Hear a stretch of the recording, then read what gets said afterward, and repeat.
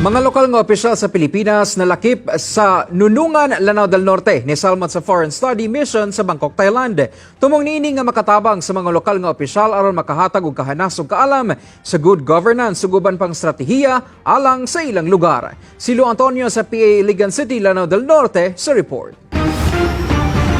13 ka mga opisyal sa Pilipinas sa Masa Mayor, Vice Mayor, Konsehal ug Tourism Officer ang miapil sa Foreign Study Mission on Local Governance and Innovation for Local Economic Development nga gipahigayon sa Bangkok, Thailand niadtong Marso 9 hangtod 16 ning tuiga. Mao kini ang Adaptive Governance and Innovation for Local Executives con Agile program nga gilunsad ni Senator Francis Tolentino ni atong 2021. Ang maong Foreign Study Mission gibuhat sa tabang sa Development Academy of the Philippines ug Foundation for Thailand Productivity Institute. Tumong niini nga makatabang sa mga lokal nga opisyal aron makahatag og kahanas ug kaalam sa good governance ug uban pang stratehiya nga makatabang sa kalambuan sa ilang mga lungsod. Usa sa delegasyon si Mayor Marcos Mamay sa Nunungan, Lanao del Norte. Matud niya, daghan siya nakatunan sa maong programa sama sa stratehiya sa Thailand sa pagpromotar sa halal industry, sa pagpalambo sa turismo ug ang digitalisasyon aron mapapaspas ang mga transaksyon sa gobyerno. Napakagandang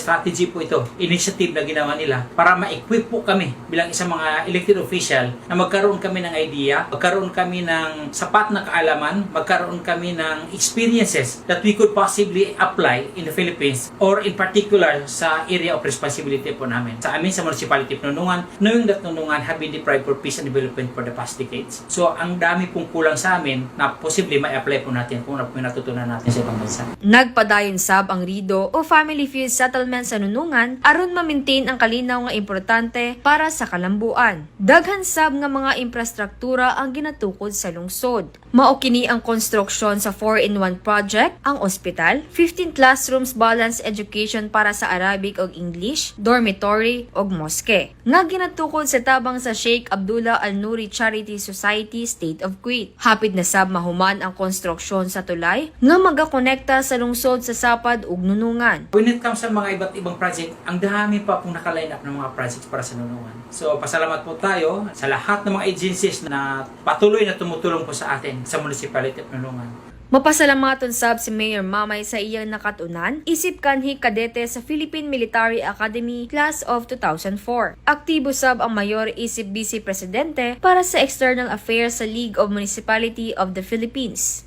Lu Antonio sa PA Iligan City, Lanao del Norte para sa Pambansang TV sa Bagong Pilipinas.